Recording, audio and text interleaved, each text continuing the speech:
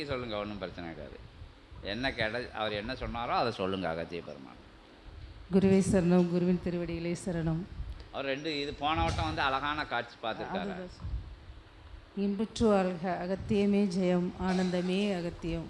ஓம் அகதீஷாய நமக, ஓம் சிவமகா வாழை சித்த தேவாய நமக, ஓம் பிரபஞ்ச சிவமக அகத்திய வாழை சித்த சபை திருவிடைகளே சரணம். சித்தனாய் சிவமாய் அகத்தியமாய் அனைத்துமாய் இருக்கும் எங்கள் குருவை அளித்த எம்பெருமானின் திருப்பாதங்களின் அகத்தியனின் திருப்பாதங்களையும் அணங்கி அடிபணிந்து அடியனின் உங்கள் திருப்பாதங்களில் சமர்ப்பணம் பண்ணுகின்றேன்.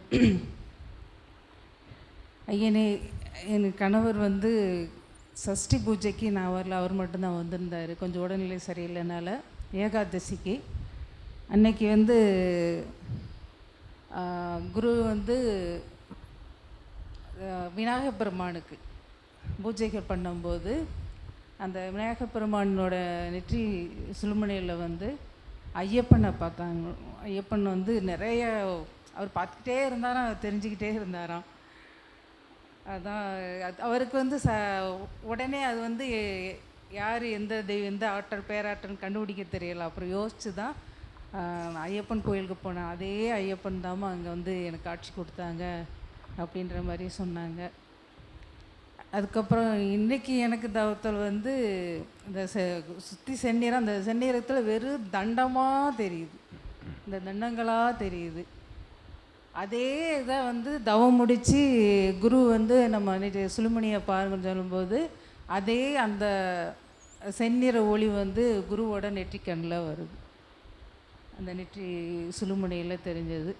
அது ஃபுல்லாக தண்டமாக யாரையுமே காணும், ஆனால் ஃபுல்லாக தண்டங்களாக தெரியுது. தண்டமாக அகத்திய பெருமான் சொன்னார்ல, தண்டத்தை அடுக்கி வைக்க இடம் இல்லாமல் இருக்குது அப்படின்னு சொல்லலை.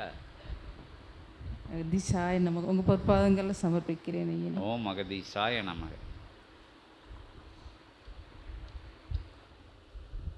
ஆதி மூலவனாய் ஞான முதல்வனாய் அகர வரிசையை உலகிற்கு அடையாளம் வழங்கிட்ட அற்புத நிலை கொண்ட துதிக்கையோனாய் விளங்கும் கன்னிமூல விநாயகப் பெருமானுடைய நெற்றி சுழுமுனையிலே ஏற்றமுற உயர்காட்சி கண்ட நிலை, சபரிமலை வாசனுடைய அற்புதமான காட்சிகள் கண்ட நிலை.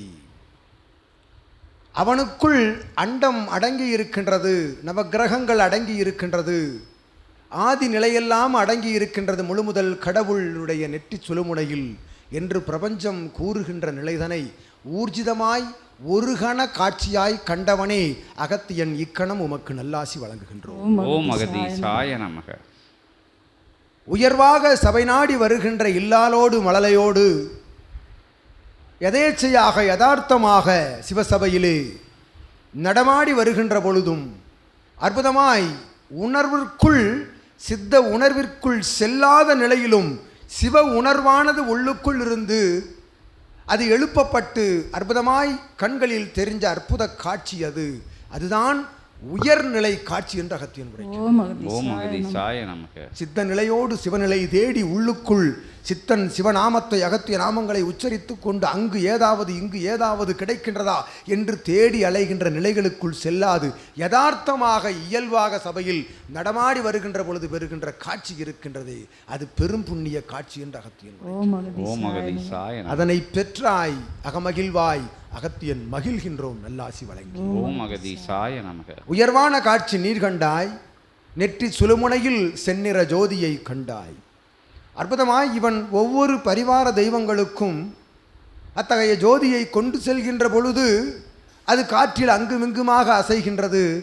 ஒரு பரிவார நெற்றி சுழுமுனையில் நிலையாக நிறுத்துகின்ற பொழுது அது அசையாமல் நிற்பதை கண்டீர்கள் என்று அகத்தியன் உரைக்கிறார். அங்கு மட்டும் நிற்கின்ற பொழுது எவ்வாறு காற்றுக்கு தீபம் அசையவில்லை, அது சுழுமுனையோடு கலந்து நிற்கின்ற காட்சி என்று அகத்தியன்.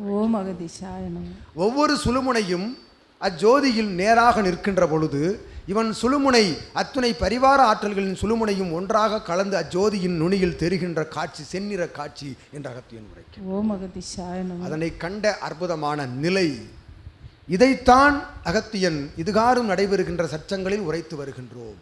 சுழுமுனையோடு கலந்து விடுங்கள், கலந்து வாருங்கள். அவனை மட்டும் உற்று நோக்குங்கள், சபையை உற்று நோக்காது அவனை மட்டும் உற்று நோக்குங்கள் என்று அகத்தியன் உரைக்கிறார். ஓம் அகதீசாய நம. அத்தகைய உற்று நோக்குதலுக்கு கிடைத்த அற்புதமான பரிசு, தண்டங்களை இங்கு தவநிலைக்கு செல்பவர்கள் வைத்துவிட்டு, யாம் உரைத்தோமை சிவகுரை தலம் விரிவுபடுத்தப்பட்டு விட்டது என்று அங்கு சென்று தவம் இருக்கின்றார்கள். தண்டங்களை இங்கு வைத்துவிட்டு அந்த காட்சியை நீர் கண்டாய் என்று அகத்தியன். ஓம் ஓம் அகதீசாய அகதீசாய நம. நமக. இங்கு தவத்தில் அமர்வதற்கு இடமில்லை. இடமில்லாமல் ஒவ்வொரு பரிமாணத்திலும் ஒவ்வொருவரை அமர வைத்திருக்கின்றோம். சீடர்கள் வரிசையாக அமர்ந்திருக்கின்றார்கள் இயல்பு நிலை சபையில், ஒருவரோடு ஒருவர் தனித்தனியாக.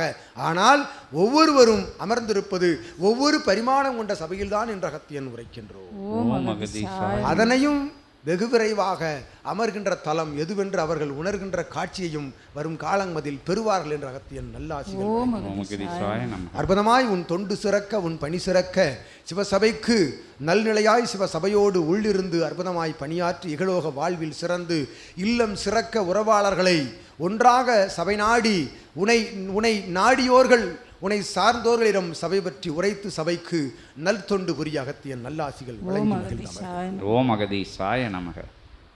கோடான கோடி நன்றிகள் ஐயனே.